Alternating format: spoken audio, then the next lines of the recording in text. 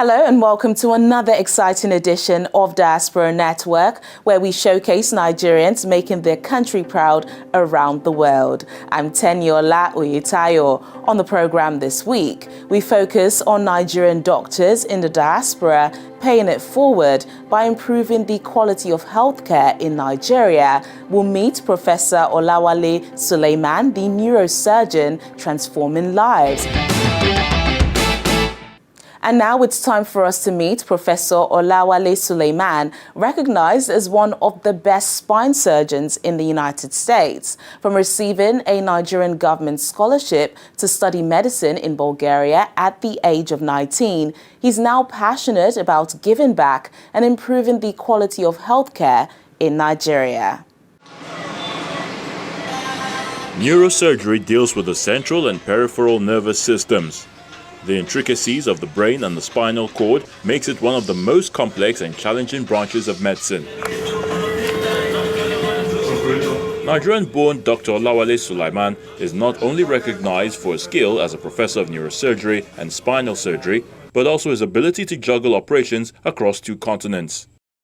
He lives in Louisiana and serves as chairman of the neurosurgery department of the Ochsner Health System in New Orleans and splits his time between the US and Nigeria, spending at least 10 days every month providing healthcare services back home.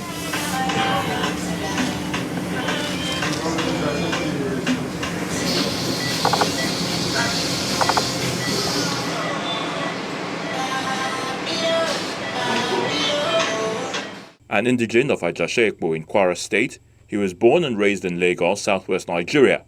At age 19, his exceptional grades earned him a scholarship that changed his life forever. If given the opportunity and the right environment, I believe strongly that every Nigerian can excel. And despite the situation we find ourselves in this country, our people are still doing amazingly well. So when we were growing up, or even in America, they talk about the American dream. And unfortunately, that is what is missing in Nigeria. There can be a Nigerian dream. I'm a typical, my full name is Olawale Adeniyi Rafiu Sulaiman. I was born on Ibo-Shere Road. I was born and raised. The first 20 years of my life, I spent it in the deep ghetto of Lagos, Lagos Island. Born there, raised there. But at that time, I was born, my dad is Sulaiman Aweda Bello. My mom is Belau Sulaiman Aweda. And they are both uneducated. They can hardly read or write in English. But they felt like education was something that was important, just like most of our parents. They felt that my dad would go to any length to get me a book, even though he couldn't read himself. And luckily for me, I figured out that education was easy for me, book was easy for me. And I took that very seriously, and worked extremely hard. And I fast forward to now, a kid from the ghetto of Lagos, now doing what I'm doing now. I feel blessed, I feel honored, I feel privileged. But why can't we make that a Nigerian dream? What worked for me was, at least at that time, when I finished high school, I finished in St. Gregory's College. I was one of the top students in Lagos, straight A's. And I applied for a scholarship. I didn't know anybody. I didn't know anybody in the system. I applied, thousands of people applied. They look at your credentials. They said, don't apply for medicine because it was the most difficult one. I applied for medicine to get a scholarship from Bureau for External Aid. Then, because they look at your physics, chemistry, biology, and maths, and I got A1 in all the subjects. So you scale through that, and you have to do written exams. We scale through that, and you have to do oral exams, oral questionings. And I was the only student chosen in Lagos to go on this scholarship. So that's without knowing the PAMSEC or the director or the governor or the commissioner. So that's the Nigerian dream that I refer to Nigerian dream. A kid that is brilliant, that know nobody, can become somebody. I'm sure you guys will edit down all this gross stuff.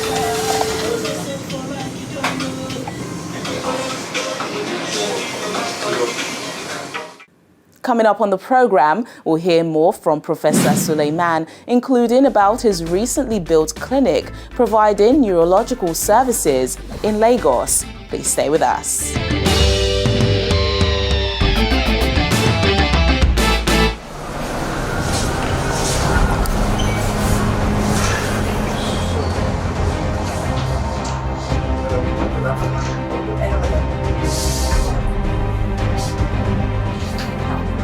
Someone said that, don't follow your sight, follow your vision, because sight comes from your eyes, vision comes from your heart.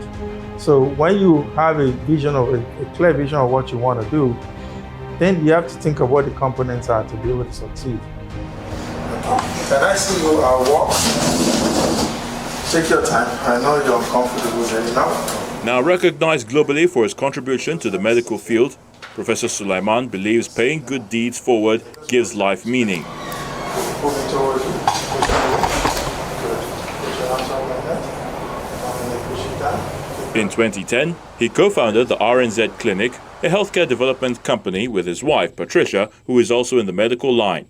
The facility provides medical services, including educating, training, and providing medical care to Nigerians, including free neurosurgery and spine care. In order to make this happen, he took a pay cut of 25% to free up time for him to travel. It takes a village. It takes a lot of putting the right components in place. Then what the last job I held was, I now said to Oshna Health, I said, I want you to pay attention to Africa. They have Oshna Health and Oshna International. Why don't you do Oshna International Africa? So I then became the regional medical director for Oshna International Africa. Then we started, and I negotiated for a reduction in my salary to give me 1 week a month so that I can drive this aspect of it. It's the same journey we're starting here. Where you are now is a premier, state-of-the-art, patient-centered, and team-based healthcare facility. And you see, when you enter here, you think you're in London or you're in America, because in medicine, we say you have to design the flow, and then you design the form. So form must follow flow. You design the flow of the patient through the clinic, then you build the structure to follow the flow. So here we drive patient-centered care. This is the RNZ clinic. So we've launched RNZ clinic.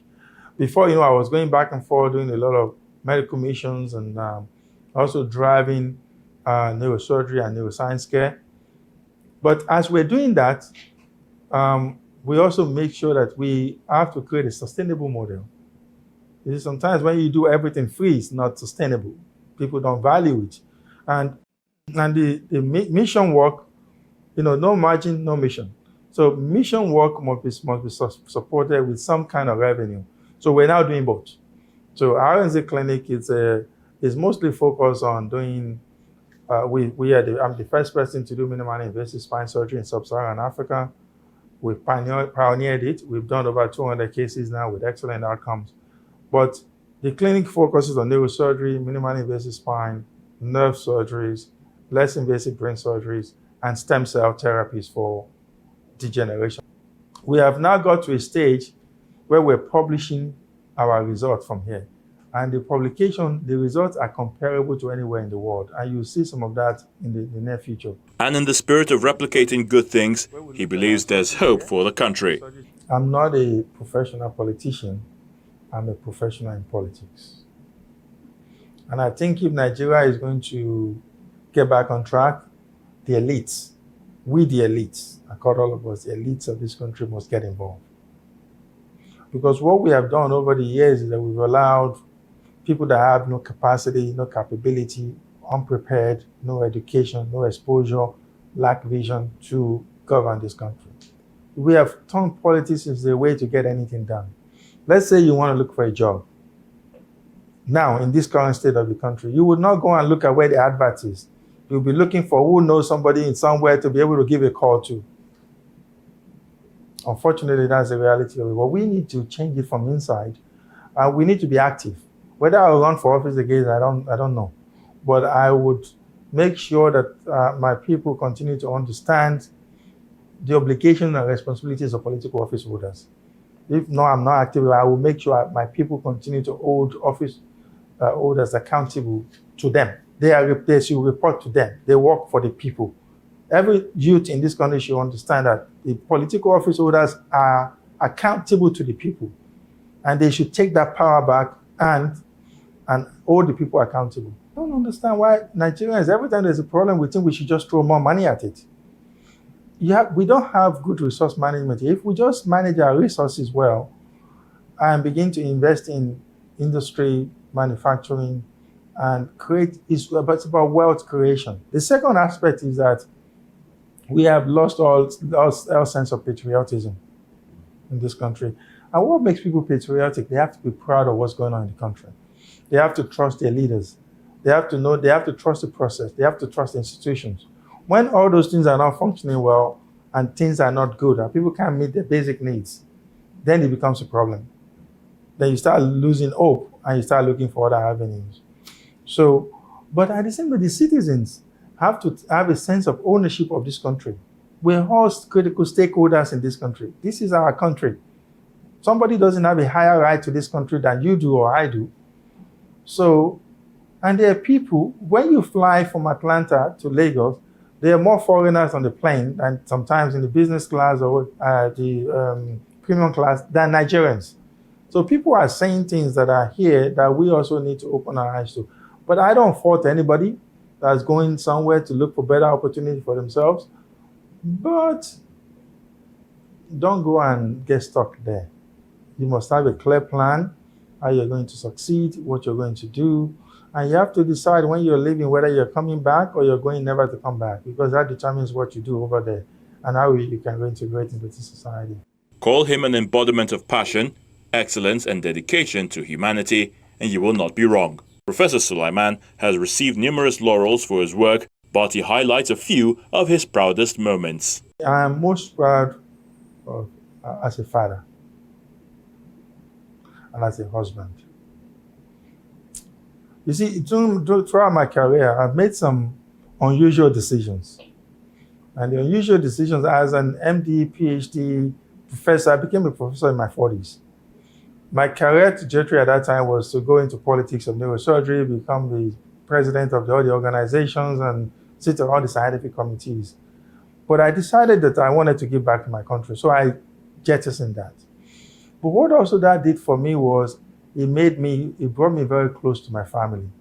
I became a better father, better husband. And then being involved with what I'm doing in Nigeria, it really brought me closer to my family. So my wife, who is like the person that really does a lot of the heavy lifting to allow me to do all these things, she's the pillar of all of this. You know, if you look at any family, pay attention to the wife. The one that really, I've gotten a lot of award internationally, the one that really gladdens my heart, that makes me feel that, you know, you don't do things for recognition, but it's good to be recognized every now and then, is to be given the second highest honor in the country by the President of the Federal Republic of Nigeria, President Muhammadu Buhari, as the Red Commander of the Order of Niger. I didn't expect it. I never talked to anybody. I just got the call. You have a letter at the Ministry of Internal Affairs. I said, what letter? What did I do? They said, it's a letter. I said, okay, I'm coming. They said, no, you don't come, sir. We come to you. And I was in Abuja. They brought it to me. And I said, okay. I thought it was fake. I actually felt it was fake news until I got there and I saw my certificate and I was signing. I told my wife, this is real. It's not 419. And eventually until the ceremony. So that's probably something that it's good to be recognized when you don't lobby for something. We spoke with Dr. Mansour Mathkour, a student of Professor Sulaiman's from Saudi Arabia. He is in Nigeria for the first time. Definitely, this is something that I would consider coming in the future and do here. I would like to visit at least on a yearly basis to see how things are evolving over time. And the Prof, he's really fantastic. He's really visionary since the day I met him. Always been saying, hey, I want to go back and help my people. And he's always advocating for his people. And yes, he is the person that I think he's going to make things better. He's definitely a great surgeon. He's a great mentor. He's also read people. He knows the right and the wrong. And honestly, he'd been investing in a lot of things. And I can tell that the way he's thinking and the way he's planning to do and how he's going to promote this and make it something bigger to improve the healthcare delivery here, I think it's going to be something fantastic. And when Professor Sulaiman is not attending to patients, he spends time doing other things that he loves. I can't appreciate my wife enough. Being involved in Nigeria has made it a family affair. The kids now have learned some Yoruba, they've learned some Igbo, they know Nigerian music more than me. Anywhere they go, they will say we're Nigerians. We love to travel. My wife and I, we've been together for 25 years. Thank God, we still love each other's company. She's my best friend. Before in America, when we were living there, we used to take everybody would travel to a different continent every year, just to expose the kids to different cultures. So travel, and of course, Lagos life, we love to go to new places that just open, lounges, restaurants, and things like that. And I am I guess, a political junkie.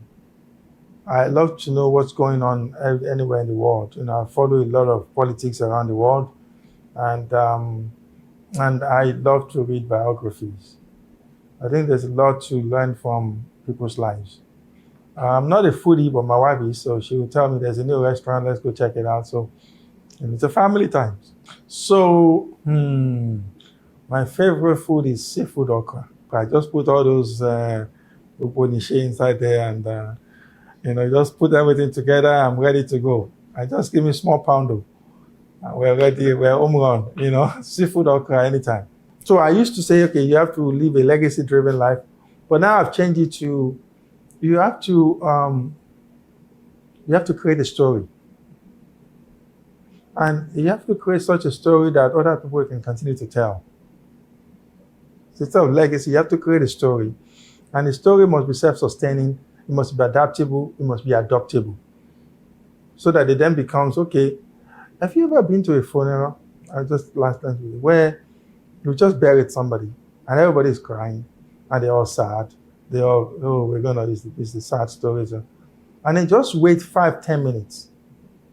Half of the people will be talking about something else. It's the reality of life, unless you create a story. And that's a wrap for this edition of Diaspora Network. Remember, you can catch more amazing stories of Nigerians around the world on our YouTube channel and website, channelstv.com. Until next time, I'm Tenyola Oyetayo. Bye for now.